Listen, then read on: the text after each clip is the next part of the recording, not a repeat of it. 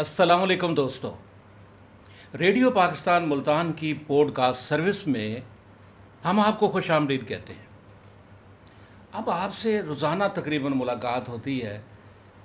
तारुफ़ की मेरी भी ज़रूरत नहीं है। आप जानते हैं कि आपका भाई, आपका फ्रेंड रियाज मैलसी आपसे मुखातिब है।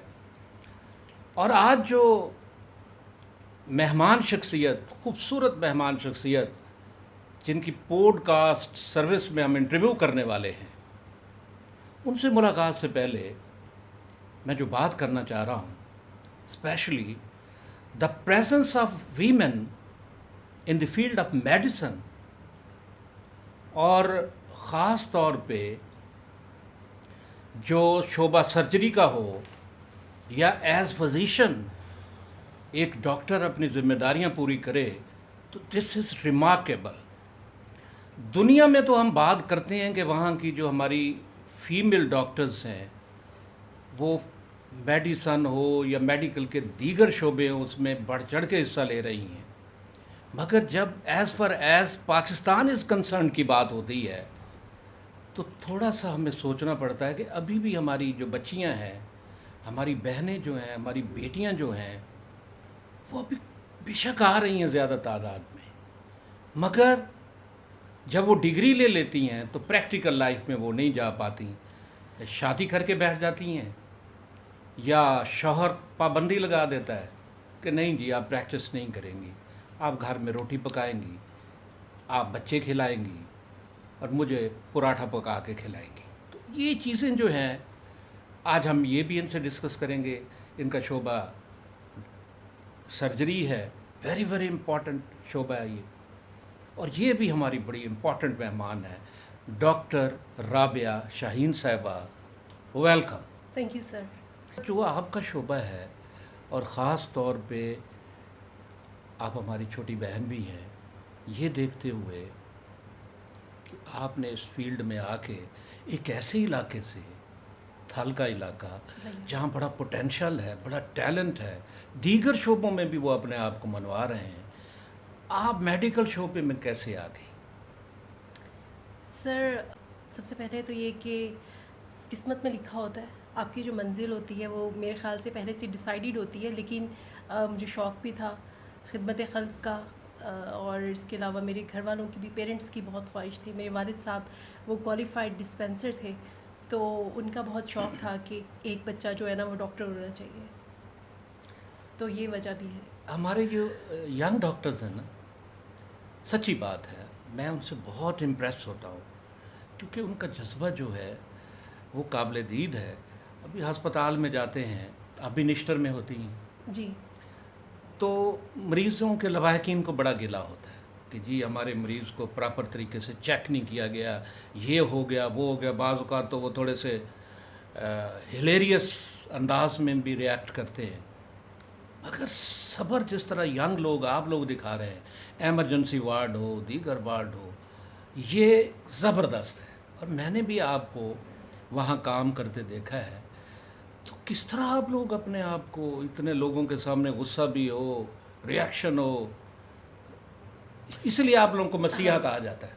दरअसल इसके पीछे बहुत से फैक्टर्स हैं। एक तो ये एथिक्स के ख़िलाफ़ है कि आप किसी से मिसबिहेव करें। ज़ाहिर सी बात है, एक मरीज़ है, वो बीमार है, उसके साथ उसके अटेंडेंट्स भी हैं, तो उनका एक मोहब्बत का रिश्ता होता है, एहसास का होता है। तो कोई तकलीफ़ में होता है तो अटेंडेंट्स भी उसी तरह से फ़ील कर रहे होते हैं।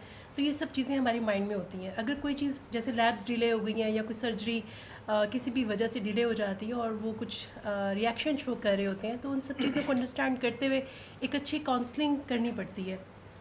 तो और इसके अलावा मेरे एक टीचर थे बहुत अच्छे, उन्होंने ये मुझे एक बात बताई थी कि मरीज़ और उसके अटेंडेंट्स की जो बदतमीज़ी होती है उसको उनकी बीमारी का हिस्सा समझ के माफ़ कर दें तो ज़िंदगी बहुत आसान हो जाएगी। ज़बरदस्त। सब तो उन टीचर का नाम बताया ना जिन्होंने ये प्यारी सी, ज़फ़र मलगानी साहब। हाँ ज़फ़र मलगानी साहब, मेडिसिन के प्रोफेसर, बड़े ज़बरदस्त डॉक्टर हैं वो। जी। अच्छा दोस्तों, ऐसा है कि ये जो मेडिसिन की दुनिया में या मेडिकल के शोबे में जब हम रिसर्च करते हैं, देखते हैं कि इस फील्ड में सबसे पहले जो खातून डॉक्टर एंटर होती हैं उनका नाम था एलिज़ाबेथ ब्लैकवेल। जी, 1857 کی بات ہے. اوکے. اور اس کے بعد پھر دیکھا دیکھی چل سو چل اتنی خواتین وہ امریکن تھیں. پھر لوگوں کو انسپائریشن لی دوسری اسٹوڈنٹس نے جو میڈیکل کے تھے, اچھا. انہوں نے پھر زبردست طریقے سے اس میں شرکت کی. اور آج آپ دیکھیں ہمارے پاکستان میں بھی آپ جیسے ٹیلنٹڈ جو ڈاکٹرز ہیں وہ خواتین, خاص طور پہ ہماری جو بہنیں ہیں بیٹیاں ہیں ہماری, وہ اس میں حصہ لے رہی ہیں. تو پرائڈ تو فیل کرتی ہوں گی مسیحا ہو کے جب دوسروں کے بیماریوں کا علاج کرتے ہوئے اور پھر وہ جو ان کے زخم آپ سرجری کی طرف آئیں, تو ایک فخر تو محسوس ہوتا ہوگا. ہاں جی, ایک سیٹسفیکشن فیل ہوتی ہے. لائف کا جو ایک گول ہوتا ہے نا, جو ایک مقصد ہوتا ہے, مجھے لگتا ہے کہ میں اس کی طرف جا رہی ہوں. کیونکہ ابھی کیونکہ میں ایک ریزیڈنٹ ہوں اور میرا مقصد جو ہے وہ ایک فائن سرجن بننا ہے.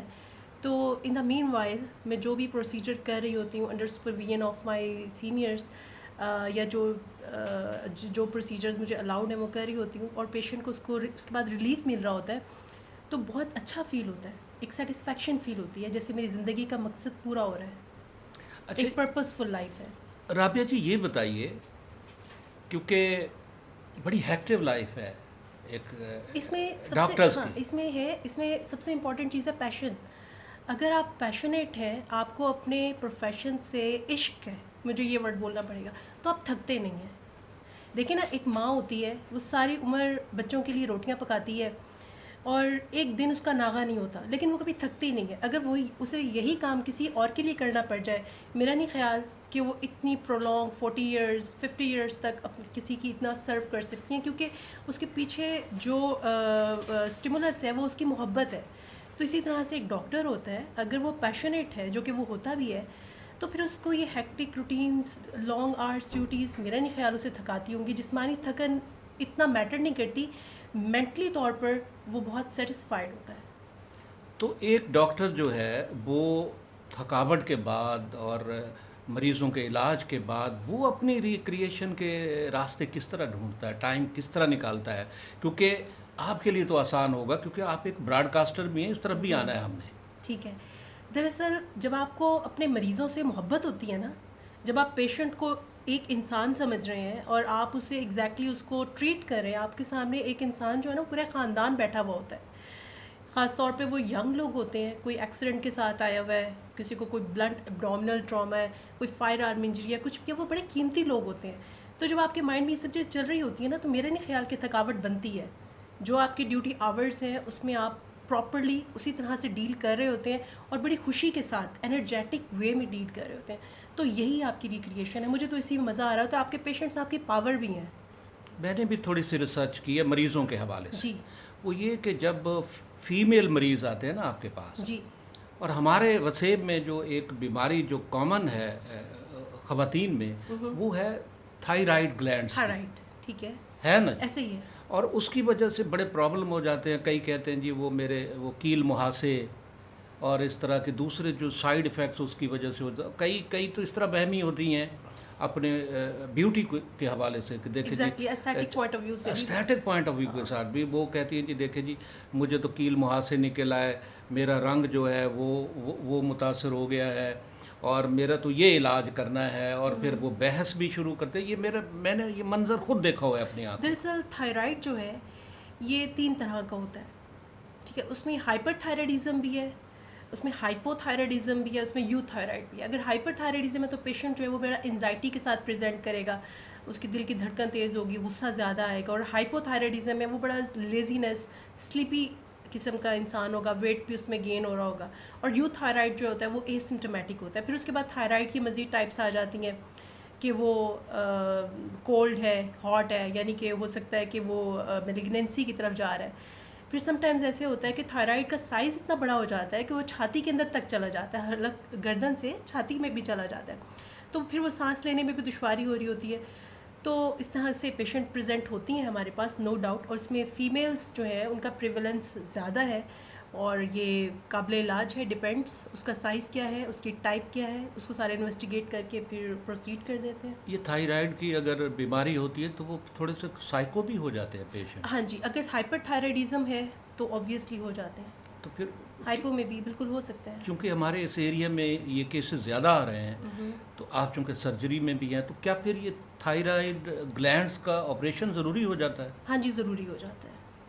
ڈرتے ہیں نا لوگ کہ آپریشن نہیں کرو. ایگزیکٹلی اس کا کوئی کمپلیکیشن نہیں ہے. اگر سرجن آپ کا اچھا ہے, ٹیکنیک اچھی یوز کر رہا ہے اور وہ اتنا کمپلیکیٹڈ نہیں ہے تو اوبویسلی اس کو ریموو کیا جا سکتا ہے اور انسان اس کے بعد بہت نارمل لائف گزارتا ہے. اور تھائرائڈ نکالنے کے 12 گھنٹے بعد وہ آرام سے کھا پی سکتا ہے, چل پھر سکتا ہے, چھٹی بھی ہو سکتی ہے نیکسٹ ڈے اس کی. اب آتے ہیں آپ کا دوسرا شعبہ. جی ڈاکٹر آپ ہیں اور ایف سی پی ایس بھی کرنے جا رہی ہیں. کر رہی ہوں میں. کر رہی ہیں آپ. جی انشاءاللہ اس میں بھی آپ ڈگری لیں گے اچھے طریقے سے. انشاءاللہ. اور جس طرح آپ خدمت انجام دے رہے ہیں نشتر ہاسپٹل میں بھی, جی مریضوں کے ساتھ آپ کا رویہ جو ہے بہت اعلیٰ درجے کا ہے اور مریض آ کے تعریف بھی کرتے ہیں. اور ماشاءاللہ آپ وائبرنٹ ہیں, ینگ ہیں, بیوٹیفل ہیں, تو مریض بھی کہتا ہے رابعہ شاہین کے پاس ہی جاؤ. ایسا بھی ہے نا؟ ہو سکتا ہے. ہو سکتا نہیں ہے, ایسا ہے. کئی مریض تو میں نے بھیجے ہیں آپ کے پاس. جی میرے پاس آئے ہیں, آپ کے ریفرل آئے ہیں. ہے نا؟ آئے ہیں. کیوں نہ آتے, بھیجا جو میں نے تھا. آپ براڈ کاسٹر بھی ہیں. جی ریڈیو پاکستان سے بطور ڈی جے آر جے آپ نے کام کیا ہے اور آپ کے پروگرام ریئلی انجوائڈ.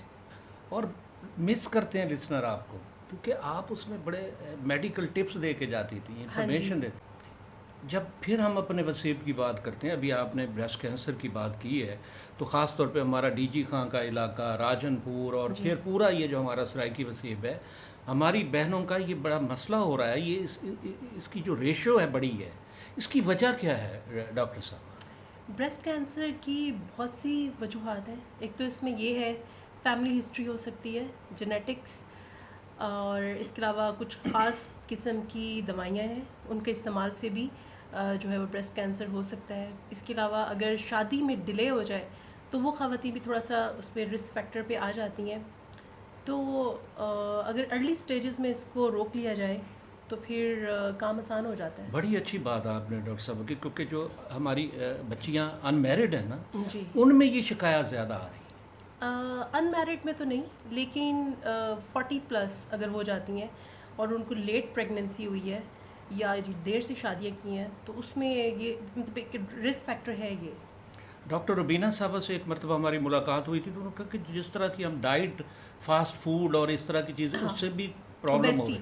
اوبیسٹی, بالکل فاسٹ فوڈ جو ہے وہ اوبیسٹی کی طرف لے کے جاتا ہے, تو اس میں بھی ہارمونل چینجز آ جاتی ہیں, تو یہ اس کی طرف جا سکتا ہے. یہ بھی ایک رسک ہے.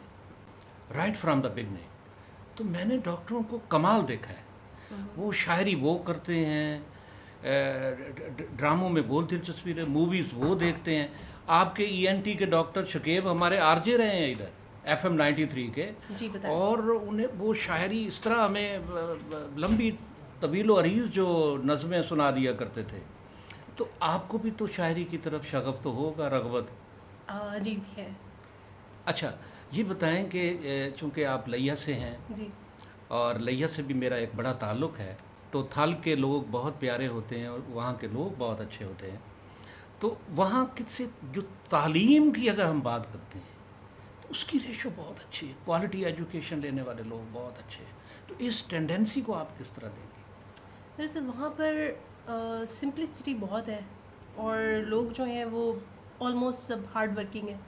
کرائم ریٹ بھی بہت کم ہے اس سائڈ کے اوپر, تو لوگ زیادہ کنسٹرکٹیو سائڈ پہ زیادہ ہیں, یعنی ترقی کرنا چاہتے ہیں, پڑھنا چاہتے ہیں. بہت اچھی بات ہے.